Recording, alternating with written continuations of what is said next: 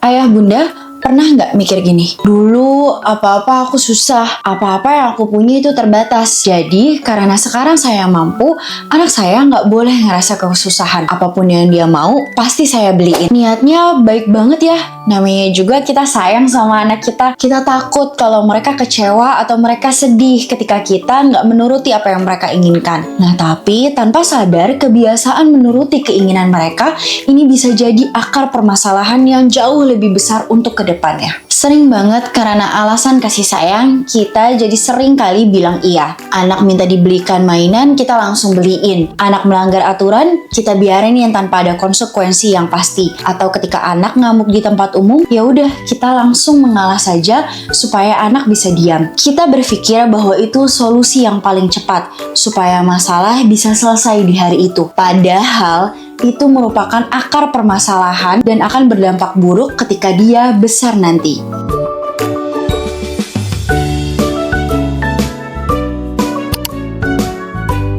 Halo ayah bunda, ketemu lagi dengan aku Diva, psikolog di Klik Psikolog.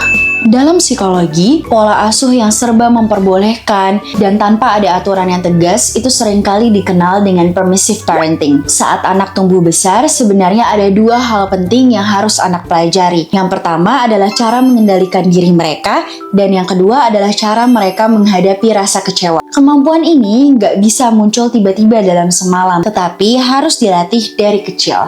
Caranya gimana? Ya dengan sesekali membiarkan anak kita mendengarkan kata tidak atau jangan dari kedua orang tuanya. Waktu kita bilang, gak sekarang dulu ya kak, itu adalah saat ketika mereka belajar mengelola emosinya. Mereka belajar sabar dan paham bahwa keinginan mereka gak bisa selalu dituruti di saat itu juga. Bayangkan, kalau hal itu gak pernah dilatih dari kecil. Setiap kali anak ingin mainan, langsung kita belikan. Atau setiap kali anak melakukan kesalahan, langsung kita bela dengan alasan, namanya juga anak-anak. Nah, akibatnya mereka nggak belajar mengendalikan diri ataupun emosi mereka. Mereka tumbuh jadi pribadi yang egois dan merasa bahwa keinginan mereka harus selalu diuturuti. Dampak dari kebiasaan tanpa batasan ini mungkin nggak terlalu kelihatan pas masa kecil. Ya mungkin paling kelihatan manja atau susah ikut aturan aja. Tapi yuk coba kita bayangin ketika anak sudah masuk masa dewasa dan ia harus hidup di luar rumah. Dunia luar itu gak selembut di rumah ayah bunda.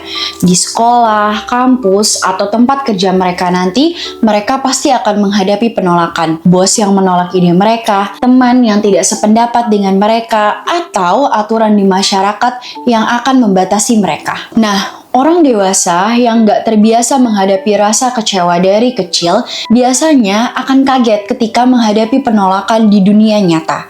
Karena mereka nggak tahu bagaimana cara menghadapi penolakan. Biasanya respons mereka cenderung ekstrim atau berlebihan. Mereka bisa jadi pribadi yang egois, mudah marah, menghalalkan segala cara, atau bahkan bertindak melalui kekerasan fisik ketika keinginan mereka tidak dituruti.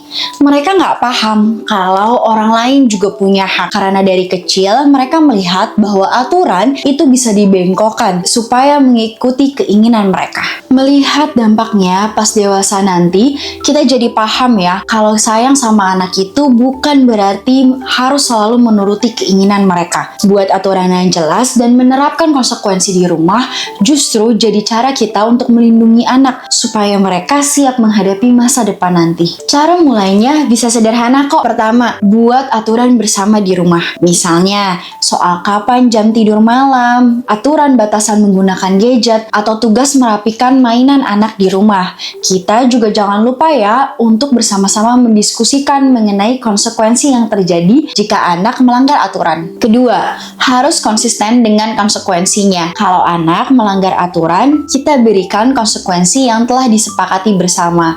Jangan cepat luluh ya ayah bunda hanya karena mereka menangis atau anak merajuk. Ketiga, ajarkan empati. Yuk kita sering-sering ingatkan anak kita bahwa perilaku dan tindakan anak kita tidak hanya berdampak pada diri sendiri, tetapi juga berdampak pada orang lain. Tegas itu bukan berarti jahat atau galak ya ayah bunda. bunda, kita tetap bisa kok sayang atau peluk mereka sembari berdiri kokoh dengan aturan yang telah dibuat.